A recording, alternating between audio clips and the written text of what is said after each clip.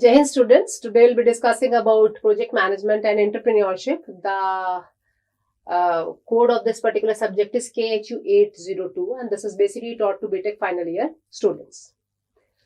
Now, in my previous lecture, I have discussed enough about the term entrepreneurs.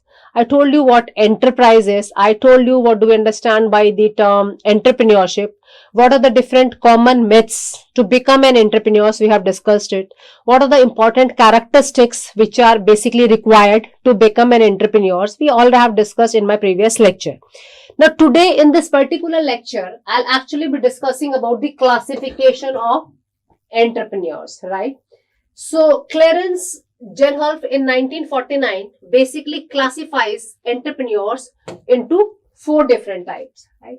What are those types? First is the innovative, right? Second is imitative. Third is Fabian, and the fourth one is the drawn. Now, if we talk about the very first classification, which is called as an innovative entrepreneurs, what is it? Innovative entrepreneurship is characterized by aggressive assemblage of information and the analysis of results, which is derived from sound combinations of factors, right? Again, it is very much clear from the word itself only. They are the person who actually sees the opportunity for actually introducing a new technique, right? Or a new product or a new market, right? That is the meaning of the term innovative. So it is very much clear from the word itself only. Person of this type are generally aggressive, right? As far as the nature is concerned, as far as the experimentation is concerned, person of this innovative entrepreneurs are generally aggressive in nature, and they clearly put attractive possibilities into a particular type of practice, right?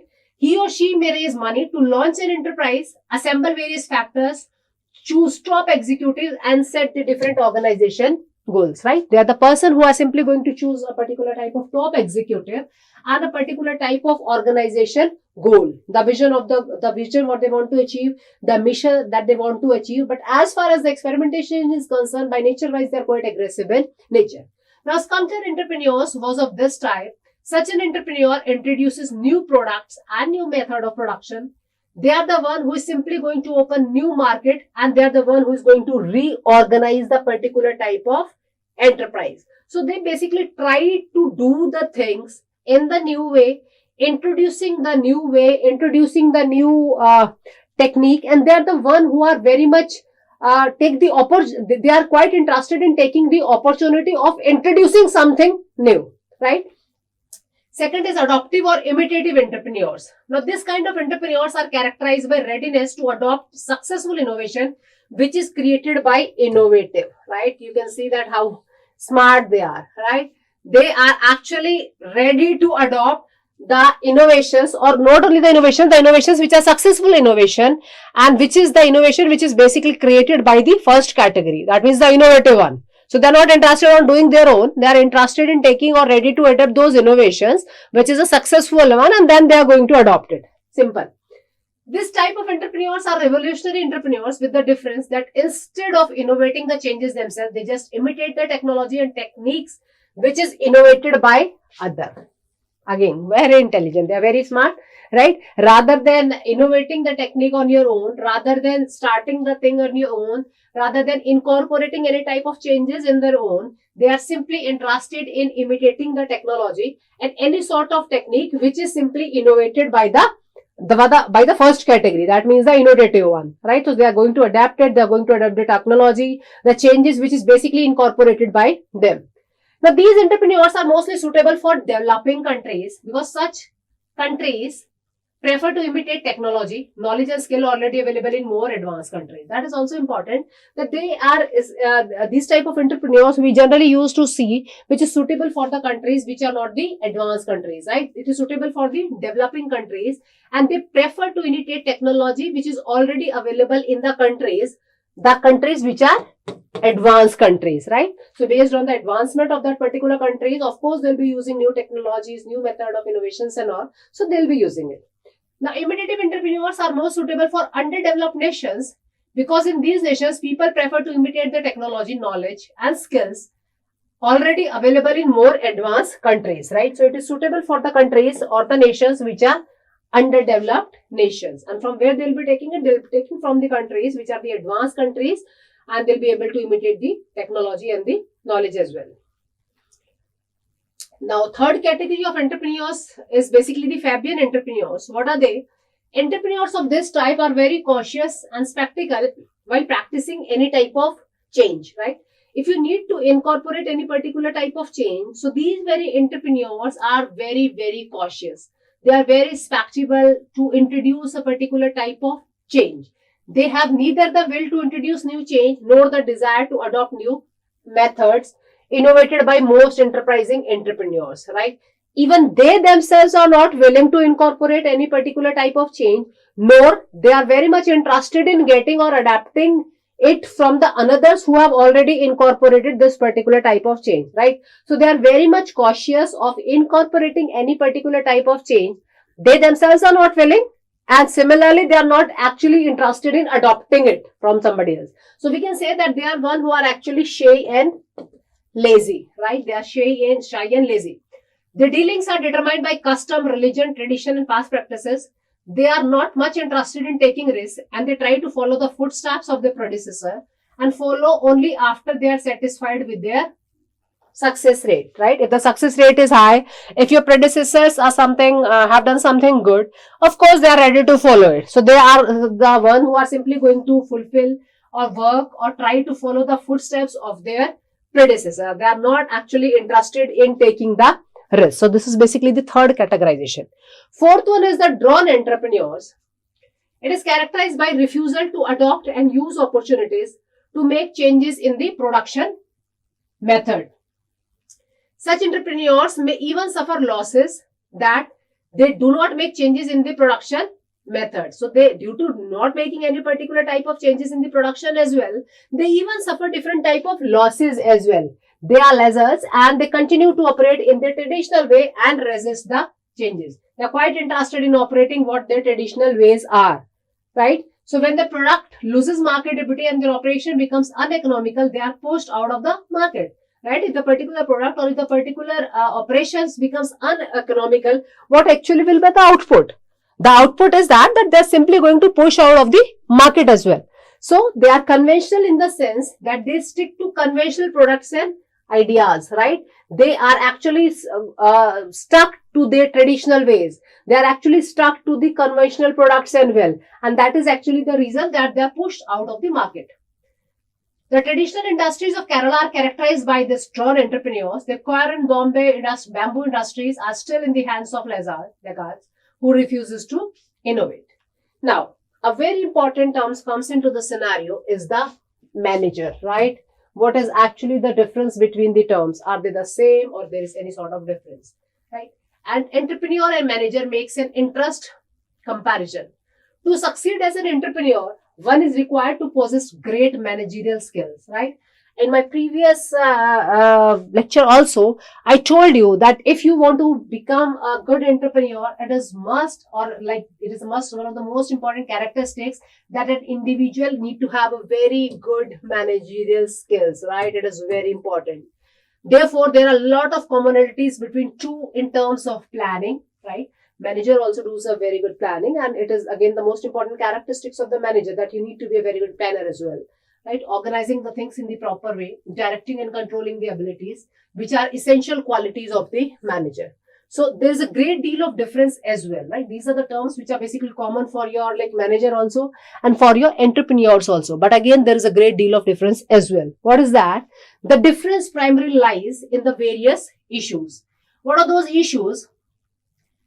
If we talk about the business dimension, the very first point which comes under the scenario is the primary motive. So what is the primary motive of the manager? Promotion and other traditional corporate rewards such as office staff and power, right? They are very much interested in getting the promotions or any sort of reward in particular office, which we generally used to encounter or see in our day-to-day life as well, right? But if we talk about entrepreneurs, they are independent, they have the opportunity to create and of course make a money out of it. Time orientation, then in terms of time orientation, they are short term, meeting quotas and budgets weekly, meeting and quarterly. They are interested in doing or arranging the meetings quickly, like weekly, depending on monthly, quarterly, likewise. And if we talk about entrepreneurs, they are survival and achieving 5 to 10 years growth of business. So they basically think in a long-term type of business, in a long-term type of profit as well. As far as the function style is concerned, delegates and supervises more than direct involvement, right? They're not interested in directly involving themselves. They're interested in supervising and delegating without their direct involvement. As far as entrepreneurs is concerned, there is a direct involvement, right? In terms of risk appetite, low, careful approach to making a particular type of decision, right? The risk-taking capability again of a manager is low. They are not very much enthusiastic of taking a type of risk, and again a type of very careful approach they generally use to follow to make any particular type of decision, right? Whereas in the case of entrepreneurs, this is one of the most important factor, and this is one of the most important characteristics that already we have discussed enough about it, right? What is that? Moderate risk taker, follows dreams with decisions, right? This decision making capability again need to be perfect, and they are one who is going to deal with the mistakes and the failures, right? Any sort of like mistakes, any sort of failure, any sort of like predictions in the future, if not done in the perfect way, and if there is any sort of issues, they'll actually be able to deal with it in the perfect way as well. Now, as far as attitude is concerned, they're conservative. Managers are conservative. Hierarchical structure is basically there. Status conscious attitude of a manager we generally used to see. Now, as far as entrepreneurs is concerned, no concern about the status symbol, right? In terms of decision making style, they takes the safest path. This is also important point, right? Managers are always interested in taking the path which is the safest one, right? So they always try to push decision making to others to be able to blame or avoid blame in case of failures. Follows the wishes of higher management, right? They are always interested in pushing this decision making to others so that they'll be able to blame others if there is any sort of failures, right? If it is a success, then I have taken this decision, or if it is a failure, then you are the one who had taken this decision due to which there is a type of failure in the venture which is there. So that is important thing. So they are simply interested in making or putting a blame on an individual that this particular venture is basically failed because the decision is taken by you, not by me. So they are simply interested in taking this, putting this blame on another person. Now, as far as entrepreneurs is concerned, they are independent in taking or making a decision. They takes bold decision with calculated risk in favor of higher potential profit. Right? They are independent in taking a decision. They always take bold decisions and with the type of higher profit interest, right? According to the future scenario, according to the future prediction, they are not at all afraid of taking a particular type of decision. Or if there is any type of reasons due to which they feel that there might be a type of risk, that a failure is basically there, they don't afraid of taking that particular type of risk as well. Now, in terms of skills, professional training, B school are there, different business schools are there, which basically train you to become a very good manager, right? Whereas in terms of entrepreneurs, they're the one who knows business intimately. As far as educational level is concerned, managers are always highly educated, right? From different very good institutes, from different very good organizations, different IIMs, different business schools and all. They're highly educated persons. Right? As far as entrepreneurs is concerned, they may be less educated in earlier studies also, right? We have seen examples in a previous lecture also. Like there are a number of entrepreneurs who are not very highly qualified, right? So there are no type of specific schools or colleges which can actually train you or give you a type of proper training based on which an individual can become a good entrepreneur as well, right? As far as attention is concerned, they are primarily on events inside the corporation. Right? They are actually involved in the events which is actually taking place within the corporation, within that individual type of organization. Whereas if we talk about entrepreneurs, they primarily focuses on the technology and the marketplace according to the scenario or the requirements. Actions, delegate actions, supervising and reporting is basically there. Whereas in the case of entrepreneurs, gets hand dirty, and it is something which may upset employees by suddenly doing their work, right? So they don't afraid of doing the things. They don't afraid of coming themselves into the action as well. What is the failure and the mistakes? Strive to avoid mistakes and surprises. right? They are just trying to avoid any type of mistakes and the type of surprises. Then again, if we talk about entrepreneurs, they basically deals with mistakes. They basically deals with failures. They basically are ready to bear any type of risk. What is actually the risk bearing capability? How you'll be able to handle any type of risk? So they always deals with the mistakes and failures as a type of learning experience. They always think that if you're going to deal with this type of mistake, this is something which is definitely going to give us a good type of experience, and out of this experience we'll definitely be able to learn a lot. This is their thinking. This is how an entrepreneur basically works. Now next comes is the problem solving style. Works out problem within the system, right? Whereas if we talk about entrepreneurs, deals problem in larger and the formal structure. That is the main difference. Right? If we talk about an employee generally works something to get away from, right? As an employment is not actually interested in very much working. So this is something from which they are always trying to get away from, right? Whereas if we talk about entrepreneurs, this is something which is very excited, right? Work is very excited for them. And as an employee, they always try to get out of work. As far as serious effort is concerned, something to do for the short period of time. Employee does not want to do the serious effort or serious work for the long duration or for the long period of time. Whereas in terms of entrepreneurs, they always tries to do the something all the time. Serious effort, they don't afraid of taking decisions. They don't afraid of working with the serious conditions. So all times they'll be able to, or they'll be happy in doing it. In terms of support, something they deserves, right? As an employer, they always deserve a type of support. Whereas if we talk about employers or if we talk about entrepreneurs, they create support, right? They don't actually are interested in deserving, or they are not interested in getting the support. They are the one who is going to create the support. So you can see there is a big difference. As far as income is concerned, employees always wants the income. That is something that need to be received immediately. I have worked for this complete month, so I want my salary just now. So that is the thing, or that is the thinking capability of an employee.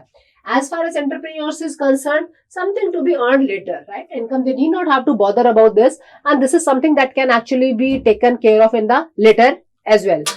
Now, if we talk about this particular term, entrepreneurship, Gifford Pinchot discovered this word entrepreneur in 1982.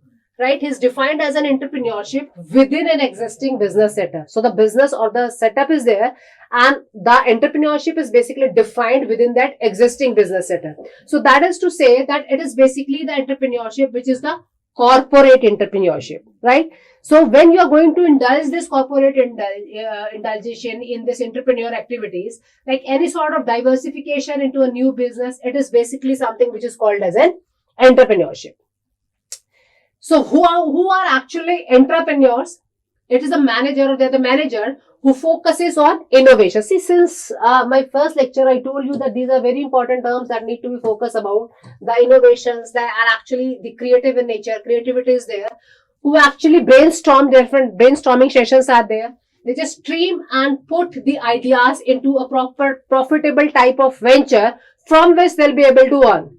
And how that is possible? That is possible by simply providing or by operating within the particular type of organization that is important. So what is this? This is basically the tool for capitalizing the entrepreneurship spirit of employees in a particular organization for which they are actually associated with. Now, it gives managers the freedom to try with the new ideas by employing the firm's resources in the new way, right? As an one and as a manager, it is something based on which you can actually be able to try with the type of new innovations and the new ideas in the perfect, unique way. Then again, there is a Google Entrepreneurship Program. Now, through this program, all the employees are empowered and encouraged to spend 20% of their time on the project which interests them, and then they think that it is something which is going to benefit the Google as well as the customer of that particular Google. So what is that? This particular innovation time of entrepreneurship program has the formal process for the selection and entrepreneurial project for formal evaluation. And again, based on this, the proper type of monitoring, the proper type of like the project planning actually need to take place.